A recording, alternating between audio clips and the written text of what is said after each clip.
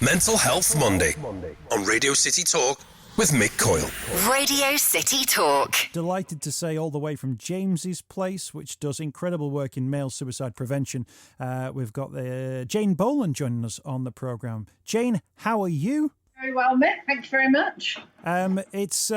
We spoke to you right at the start of the lockdown situation, and you I think you were the person who said to me that the mental health impact of coronavirus and lockdown will be as bad, if not worse, when we look at the compared to the physical impact of this one as well. And ever since you mentioned that has been playing out in my mind, that although some people obviously have been tremendously negatively affected by COVID-19, so much more is how people are feeling about how they live, how they work, how they feel potentially isolated, those conversations around weird dreams and not sleeping and not being able to get out and, being cooked up in a house with, family members, maybe sometimes a little bit too close to comfort. But these are the things we're all going through at the moment.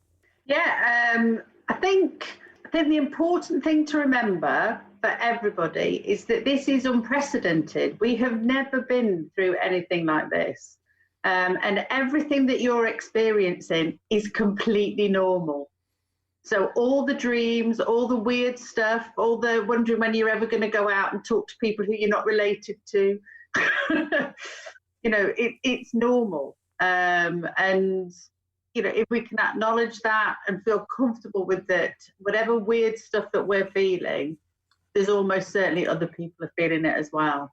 Absolutely. Now, you run an absolutely vital service which makes connections with people through James's Place, many who are in their most difficult circumstances, at risk of suicide, in the midst of a suicidal crisis. And you've done so by creating this wonderful house and home for people to come and see you and get those sessions. But coronavirus has cruelly taken that away from you in that it's not possible to open the doors.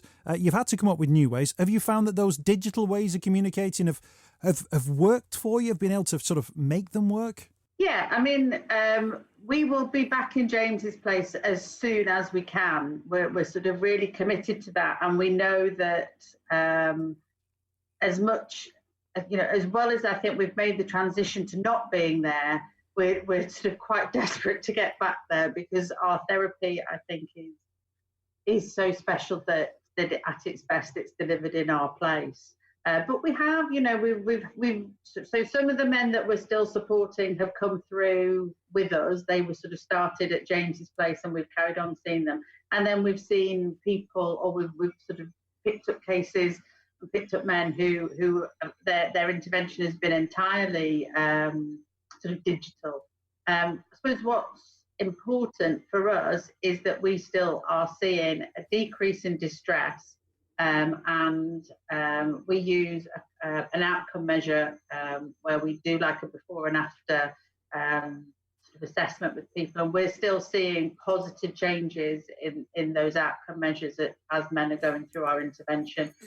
I suspect that we probably won't see as big a positive change, but it's still working. So we're still confident that we should be delivering our intervention to men over the phone and on video calls. That's how we're doing it. Brilliant. And I guess that key message once again, that these services are still out there. They are still operating. They're operating in a different way, but they're there for people to reach out to. Yeah. And what's amazing, listening to, to Jess Gallier and to Debbie at Sean's Place is that, across Liverpool, we've got everything from James's Place to, the Three Little Birds, where you can, people are cooking together, and it's so important that all of us charities work together, so that if somebody goes along to Sean's Place or to the Gallia project, that they know if they need to, that they can come to us if they need to, and if we know that we can, and we have talked to people about other resources that are available. And I think that's what in some ways makes us quite unique in Liverpool, that all these organisations do work together and do sort of support each other. Absolutely. Now, Jane, we're going to do something a little bit special right now, in that we're going to speak to a couple of people who have actually gone through the doors of James's place and have experience working with people like yourself and the team there to see them through a difficult time in their lives. We're going to speak to Tom and to Dan. So if you're okay, Jane, I'll have a quick chat with the lads now, if that's okay. We've got Dan, who joins us on the line. Dan, how are you, sir? Good, Mick. Thanks for having me. How are you? Hey, yeah, I'm very good, thank you. And also, Tom's with us as well. Tom, how are you, sir? Hi, Mick. I'm very well, thank you. Thanks for having me. Excellent. Dan, I'm going to start with you, if that's okay. James's Place is such a wonderful organisation. For a lot of people, they may not know about it. They may not have needed to know about it. When did you first become aware of the offer that it had and the fact that it could help someone like you? I've always been aware of it as an institute in the city for a few years now. In terms of my own journey, really, it sort of became a thing that I wasn't too aware of how bad I was feeling. And, I sort of had a bit of male bravado around the issue of going to see someone about suicide advice and prevention. And I think some of the preconceptions I had about that were wrong and misguided, and I see that now.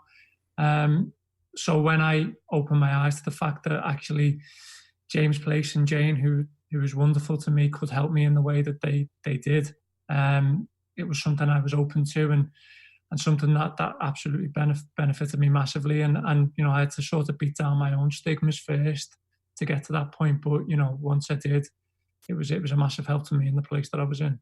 It's strange, though, isn't it, that we almost grow up with those stigmas. They're almost inbuilt because, people are open to emotions and people will have those conversations. But it's like society has bred us in a certain way to feel a certain way about our emotions. But when you make that breakthrough and you put that stigma to one side, presumably that can make a huge difference about how you think about yourself and how you want to move forward in your own life. Yeah, absolutely. I mean, the thing I've always said about any type of professional help that you seek for mental health is that any door you open yourself. These wonderful professionals are just there to walk alongside you and guide you to the places that you need to go. And I think, like you say, there's a lot of misconceptions from a previous time, I'd say, in that, firstly, if you feel like you need to reach out for mental health help, that somebody in a white coat's going to come and take it away. Secondly, the word suicide is a massive thing for people, and was for me. I associated suicide with the physical act. But one thing I've learned is that, it's a slow process of not really looking after yourself too well. And it's a slow process of putting yourself in a place where you don't feel alive or you don't feel able to enjoy life, and you feel both mentally and physically imprisoned in some way. And that is all a contribution to a place that you can get in quite quickly if you don't see those signs and aren't aware to them. And there's a lot of people I feel sorry for now in this situation, Mick, because they are isolated and the only thing that they have is their own thoughts. And that can do a lot to people in terms of what you tell yourself, but also, what you aren't able to see that other people can. And in terms of the intervention that they make and the work that they do with you, Dan, there's no magic stardust that emerges when they don't throw stardust at you and suddenly you're fixed, or they don't offer you a superpower to overcome your circumstances. There are steps that you take that take you away from that point where you were at. And there'll be people listening to this thinking, I'm too far gone, I'm not worth helping, I'm not worth going down, I'm not worth, saving, if you like, because they'll have such negative feelings about themselves. What would you say to people like that? Maybe people who maybe felt like you felt at one time, about there being another way, about there being a pathway, and there being a pathway through an organisation that's right on our doorstep. I think the thing I'd say was to keep an open mind and sort of think about looking or getting somebody, i.e. a professional, to look at it. And James Place have a wonderfully cognitive system that basically gives you a reading on where you are. That for me, I didn't really believe I was in the place that I was until Jane went through those processes with me and told me where I was based on the path that they follow in terms of how they guide you.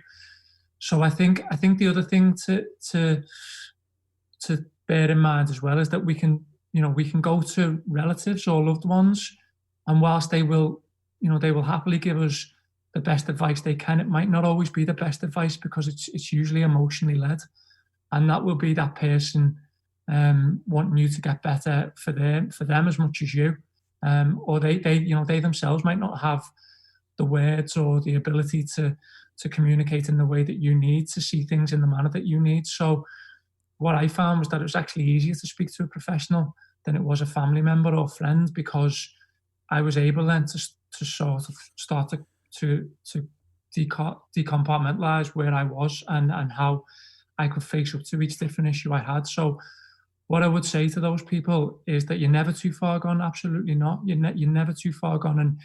And where you perceive you might have come from this process of being in lockdown and being isolated and telling yourself things that deep down you don't really believe to be true, but you are in this situation and position with yourself that you might not have been in before, and it's having this adverse effect. Dan, thank you so much for sharing your story and your journey with us on the programme today. Really appreciate it, and thanks for joining us on the programme. No problem, thank you. That's Dan, who has gone through the doors of James's Place. We're going to speak to Tom as well, who joins us on the line now. Tom, how are you, sir? Yeah, very well, thanks, Mick. Yep, I'm trying to get through lockdown as best as possible. Yeah, James's Place is an incredible place, and we mentioned before the building. It's a building like no other. I think it's probably the nicest house in Liverpool. I don't know if you may have been in nicer houses. It's an incredible place, isn't it? Yeah, it's certainly a very relaxing surrounding, and very different to any other type of facility that I've ever seen.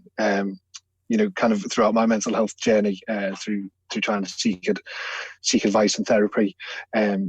It's not, like I say, it's not comparable to anything I've ever seen previously. It's very, very relaxing, very homely, and quite trendy. Which is not unlike yourself, quite trendy, Tom, I must say. In terms of that as well, but it's about finding the right place for you, and there will be people who may, in a quote normal sort of maybe clinical environment, they might thrive in that because that's what they expect to see, and that's what they want to feel when they go into that environment. But the other people who might benefit from something which is a little bit more like their own home, or it may be affiliated with a football club, for instance, because they feel more at home. Whereas James's Place for me, has got all of those things, but mixed into one, where you feel like it's just a great environment, a really positive and uplifting environment. Yeah, I think, like I say, I've been on a bit of a journey with mental health. I've been for different types of therapy at different places, and just didn't really ever connect with me, the kind of the cold clinical, doctors, surgery type rooms. Whereas James's Place, it feels like feel like you're in a John Lewis lookbook for home trends, and it's a productive space. The garden area is really nice to sit outside and talk, and it helps you kind of break down the walls that are created by the problems you're going through, and helps you come to to a productive relationship with your therapist. And in terms of, you talk about your own mental health journey, Tom, in terms of the fact that some people will be on their own journey listening to this right now, they've not got to the point in the journey where they reach out to a service or an organisation, go on a website or ring a phone number. What for you is the thing that you needed to hear that would point you in the direction of a service or a phone number? What are those things that might encourage somebody, even though they're afraid of what might happen or they aren't certain about what's to come, to pick up a phone or to go on a website or to send that email and look for that help? I think for me, I felt lost, and I was having these suicidal thoughts and suicidal tendencies, and I wasn't sure why they existed or where they were coming from, and it started to really worry me, and I was trying to make sense of it all, and I couldn't, and like I say, I just had all this confusion going on in my head, and I wanted to understand why I felt like that. And I know a lot more males of a certain age do get these thoughts. It's not a normal thing to get them. It's more people out there having them than you probably imagine, but it's not something that everyone is going through. So I knew that it was something that wasn't quite right, and these thoughts kind of started to manifest a little bit more, and as they did, they became more scary for me, and I needed something I wanted it to feel like I needed to really understand why they were happening before they got further down the line, and I didn't want to just be part of like a number as part of a service. I wanted to really to strip things back and understand my journey and why I was feeling this way, because I just couldn't on my own. I just couldn't make head and the tail of it. And it was really interesting to hear what Dan was saying earlier. It's great to talk to family and friends, but they're not professionals, and they don't always have the answers, and you can kind of take their answers as fact, when you could be potentially going down the wrong path. So for me I wanted to get professional advice on it, and I was kind of losing hope. I thought that I was never going to find those answers, and I was always going to have to live with these thoughts and tendencies. And now, if you'd have told me when I first walked through the doors at James's place last September, if you'd have told me I'd have felt like I do now compared to I just didn't think it would be possible. I'm a completely different person, look after myself in a much better way mentally, and I'm able to identify when maybe my feelings are sliding a little bit. And because of the work I've done with James's place, I'm now able to stop those getting to a dangerous level. Tom, and really take care of myself. Tom, thank you so much for sharing that journey as well. We wish you all the best with the next steps in your journey as well. And thanks for joining us on the programme today. No problem. Thanks very much, Mick. Let's just bring in Jane Boland. Jane, this is why you got into this profession in the first place, and the work continues, doesn't it, at James's place? Yeah, we're so keen that people in the Merseyside area know that we're still here. If you're struggling and you call us or email us today, you'll be talking to one of our therapists tomorrow. We are here and we are still able to help you. I think, my concern is that those horrible feelings that are associated with suicide, feeling like you're not worth anything, feeling like you're a burden, because of COVID, because of this catastrophe that's happening, people, will be reluctant to ask for help because they'll think they're carrying on a bit, or how dare I ask for help when all this is happening? But you are important. Your struggles are important. You deserve the help that you need, and we are there to give it to you. Jane Boland, thank you so much for your time. Jane Boland from James's Place. Before that, Dan and Tom, who've both been through the doors. If you type James's Place into your social media, it comes up, and type it into your Google. It's one of the first things as well, with details how you can make connections with them. Tom, Dan, thank you so much for your time. Jane, thank you for your time too. Thanks for joining us on the programme. An absolute pleasure as ever. Mental Health Monday with Mick Coyle. Radio City Talk.